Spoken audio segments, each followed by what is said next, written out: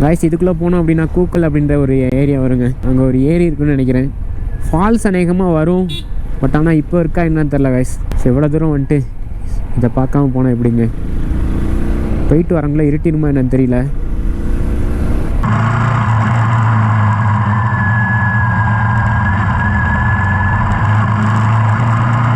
So முடிஞ்ச அளவு 8 kilometre தான் காய்ஸ். போகிறதுக்கு ஒரு 8 நிமிஷம், வர்றதுக்கு ஒரு 8 நிமிஷம் அப்படின்னு கணக்கு வச்சாலும் ½ அன் ஹவர்க்குள்ளே திரும்பி வந்துடலாம். 5:30க்குள்ளே நம்ம இறங்க ஆரம்பிச்சிட்டோம் அப்படின்னா கரெக்டாக இருக்கும் கைஸ். ஸோ நைட் டைமில் இது மாதிரி ஹில்ஸுக்குள்ளே அலோடும் இல்லை, ரிஸ்க்கும் நிறையா இருக்குது. கூக்கல் ஏரி ஐ எம் ஆன் தி வே. நாங்கள் காட்டுக்குள்ளே வந்து மாட்டிக்குவோமோ? பெரிய பெரிய மரமாக இருக்குது சைடில். கூக்கல் உயிர் பிழைச்சி வந்துடும்னா நம்ம கூகுள் மாதிரி பெருசாக இருக்குமா இல்லை குட்டியாக இருக்குமா என்ன தெரியல கைஸ். ஸோ நம்ம ரைடை மட்டும் என்ஜாய் பண்ணுவோம். அதுக்கப்புறம் தான் வியூ பாயிண்ட் இதெல்லாம். 5 மணிக்கு மேலே அலௌடு இல்லைன்னு திருப்பி அனுப்பிச்சிடுவோம். இல்லை சன்செட் ஆக போகுது கைஸ். ஸோ திரும்பிடலாமா டவுட்டடாகவே போயிட்டுருக்கோம். ஃபுல்லாகவே யூக்காபிட்டிஸ் மரமா என்ன மரம்னே தெரிலங்க. பட் ஆனால் குருவி அடர்ந்த காடாக தான் இருக்குது. பரவாயில்லைங்க, கிளைமேட்டுக்காச்சும் கொஞ்சம் நேரம் இருந்துட்டு போகலாம் நம்ம கொடைக்கானலில். என்னடா ஆர்டிஆர் உயிரோட வீட்டுக்கு போயிடுவோமா? மன்னவனூரில் சன்செட்டை பார்த்துட்டு அப்படியே ஓடிக்கலாமோ? கூக்கல் ஏரின்னு வந்து ஊதிரான காட்டுக்குள்ளே மாட்டிக்கிட்டோங்க. கோதிர்னா குளிர்காலங்க, நீங்கள் எதுவும் தப்பாக நினச்சிடாதீங்க. தமிழ் வேர்ட். இப்போ தாங்க கொஞ்சம் மனசு நிம்மதியாக இருக்குது. அடர்ந்த காட்டுக்குள்ளேருந்து இப்போ தான் வெட்டு வெளிக்கு வந்திருக்கோம். கூக்கல் ஏரி வா. ஆனைமலை புலிகள் காப்பகம். என்னங்க இது திருப்பூர் மாவட்டத்துக்கு வந்துட்டு திடீர்னு சொல்கிறாங்க.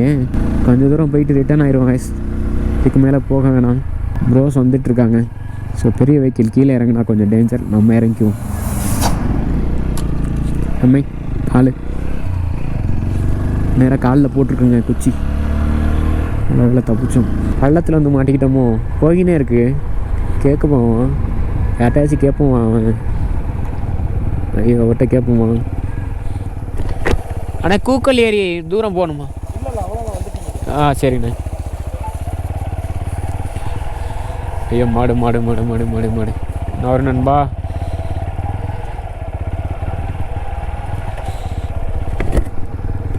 நல்ல வேலைங்க, திரும்பி போயிடலான்னு நினச்சேன். அண்ணே இவ்வளோ தூரம் வந்துட்டீங்க, இன்னும் கொஞ்சம் தூரம் தான் போங்க அப்படின்ற மாதிரி சொன்னார். ரொம்ப நல்ல மனுஷங்க. ஐயோ மாடு நண்பா.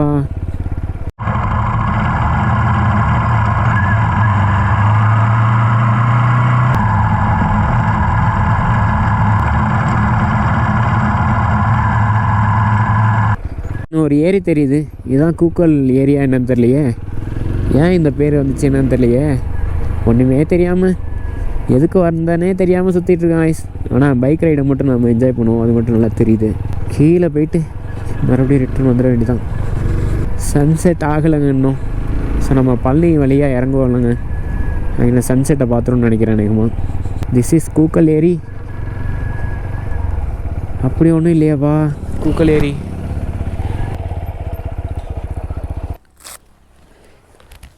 கூக்கலில் எதுவும் மீன் இருக்குமா?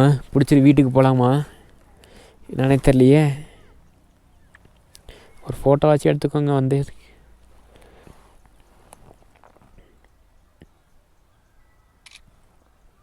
கேமரா ஆங்கிள் எப்படி இருக்குன்னே தெரிலங்க. நான் விசாரிட்டு ஓட்டின்னு போயிட்டுருக்கேன். ஸோ நம்ம கூக்கல் ஏரியை பார்த்துட்டு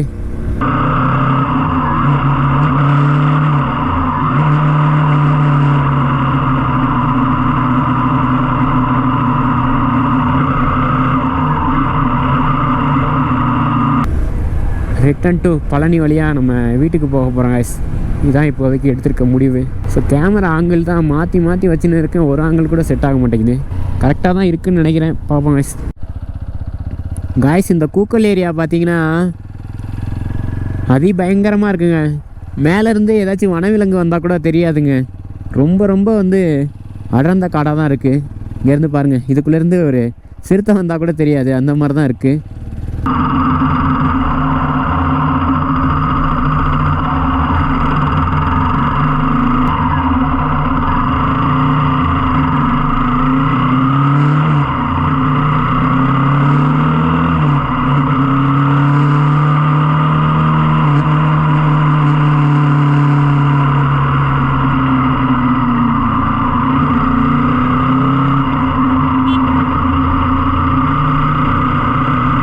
பட் ஆனால் நமக்கு எதுவுமே கண்ணில் படலங்க. நல்லதாக தப்பிச்சு ஓடிடுவோம். யானை இருக்க வாய்ப்பு கம்மி தான் நினைக்கிறேன் guys. அப்படின்னு தான் ஏதாச்சும் டேஞ்சரஸ் போர்டு வச்சுருப்பாங்க.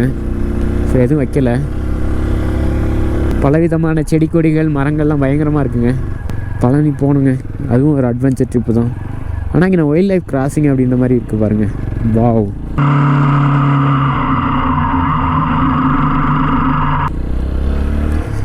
சன்செட் ஆயிடுச்சுன்னு பார்த்தா இன்னும் நண்பர் மறையவே இல்லைங்க. ஸோ கைஸ், நீங்கள் கொடைக்கானல் வந்தீங்க அப்படின்னா ஒன் டேயில் வந்து எல்லா ரோட்டையும் சுற்றி பார்த்துடலாங்க. பைக் ரைடுக்கு ஏற்ற மாதிரி எக்கச்சக்கமான ரோட்ஸ் இருக்குங்க. ஸோ ஆனால் சுற்றி பார்க்க முடியாது, ஆனால் ரோட்ஸை என்ஜாய் பண்ணலாம். நீங்கள் போட்டிங் அந்த பூங்கா அது மாதிரிலாம் போனீங்க அப்படின்னா டைம் பத்தாதுங்க. இது மாதிரி ரோட்லேயே சுற்றுனீங்க அப்படின்னா வேறு லெவல் அனுபவத்தை கொடுக்கும். ரோட்ஸ்லாம் பயங்கரமாக இருக்குங்க. ஒரு சில இடத்துல மட்டும்தான் பேட்ச் ஒர்க் அது மாதிரி நிறையா இருக்குது. வாவ், இந்த மாதிரி காட்டுக்குள்ளே எப்படி ஒரு ரோடு எப்படிங்க போட்டாங்க? ரொம்ப கஷ்டப்பட்டுருப்பாங்கன்னு நினைக்கிறேன். ஜீப்ரா கிராசிங்லாம் வச்சு, ரிஃப்ளெக்டர்லாம் வச்சு பா. ஸோ இங்கேருந்து போகவே ரொம்ப மன வருத்தமாக இருக்குங்க. இந்த காட்டெல்லாம் விட்டுட்டு போக மனசே இல்லை. அதுவும் இந்த மாதிரி ரோடெலாம். ஸோ அடுத்த டைம் மீட் பண்ணுறேன் கொடைக்கானல் அப்படின்னு சொல்லிட்டு. ஒன் டே போதுங்க எனக்கு தெரிஞ்சு. ஸோ நீங்கள் ஃபேமிலியோடு வந்தீங்க அப்படின்னா தான் போட்டிங்க அந்த மாதிரி ரோஜா கார்டன் அது மாதிரி நிறையா இருக்குல்ல. ஸோ அதுக்கு ஸ்பெண்ட் பண்ணுறதுனால தான் 2-3 நாள் தேவைப்படும். ஜஸ்ட் பைக் ரைடிங் மட்டும் வந்தீங்க அப்படின்னா ஒன் டேவே அதிகம் தான் நினைக்கிறேன் எனக்கு தெரிஞ்சு. ஆபத்தான வளைவு கவனமாக செல்லவும். எவ்வளோ ஆபத்தான வளைவாக இருந்தாலும் நம்ம ஈஸியாக எடுத்துகிட்டு போயிடுவோம்ன்றது அவங்களுக்கு புரியல. 85 கிலோமீட்டர் போகணுங்க பழனிக்கு மட்டுமே. River crossing. எஸ், பழனி ரோட்டை பிடிச்சிட்டோம் அப்படின்னா ஐயோ விட்டாங்க பள்ளத்தில். ஆமை பிளாக் பல் ஓட்டி ஓட்டி நமக்கு சாதாரண ரோடு இல்லாமல் ஒரு மாதிரி டேஞ்சராகவே தெரியுதுங்க. ஸோ இது மாதிரி வெட் ரோட்டில் வந்து ரொம்ப கேர்ஃபுல்லாக போகணும். கிரிப்பிங் வந்து 50% குறைஞ்சிருங்க. கண்மறைவு பிரதேச ரோடாகவே இருக்கேங்க. பட் ஆனால் வைப் பண்ணாமல் போக போகிறதில்ல. நேக்கட் ஸ்போர்ட்ஸ் பைக்கில் இதாங்க பிரச்சனை.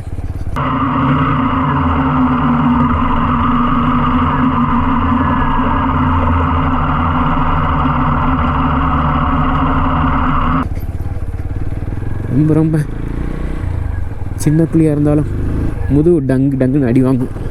பட் ஆனால் கார்னரிங்கில் சூப்பராக போகும். கார்னரிங் இந்த மாதிரி ஹேர்பின் பெட்ஸ்லலாம். ஆமாம், இந்த ட்ரிப்பு முடிய போகுது. ஸோ கைஸ், இந்த காடு இந்த ரோடெல்லாம் பார்த்துட்டு வீட்டுக்கு போகவே மனசு இல்லைங்க. பட் ஆனால் அடுத்த வேலைகள் இருக்குது. அடுத்த ட்ரிப்புக்கெலாம் ரெடி ஆகணும். ஸோ கண்டிப்பாக அடுத்த டைம் வருவேன். மிஸ் யூ ஸோ மச் கோடை காடுகள் அப்படின்ற மாதிரி சொல்லிட்டு போயிட்டே இருக்கோம் கைஸ். ஸோ பழனி வழியாக தான் இறங்க போகிறோம். இன்னொரு வியூ பாயிண்ட் இருக்குது அப்படின்னாங்க.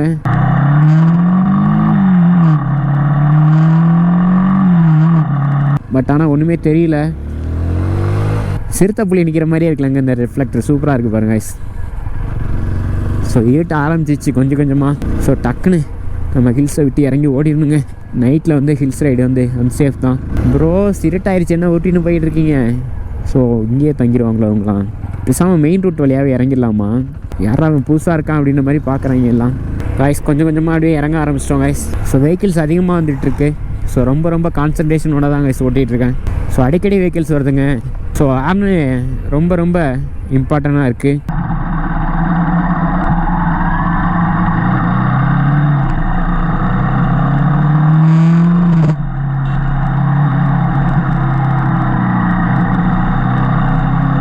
ஸோ கைஸ் கொடைக்கானல்லேருந்து ரிட்டன் டு ஹோமுங்க. மிஸ்ட்டு ஃபுல்லாக ஃபார்ம் ஆயிடுச்சு. ஸோ பெட்ரோல் ஃபில் பண்ணிட்டு பழனி வழியாக ரிட்டன் டு ஹோம் இறங்க ஆரம்பிச்சிட்டோம். ஸோ 2 கோப்ரோலையும் சார்ஜும் இல்லை, மெமரியும் ஃபில் ஆயிடுச்சுங்க.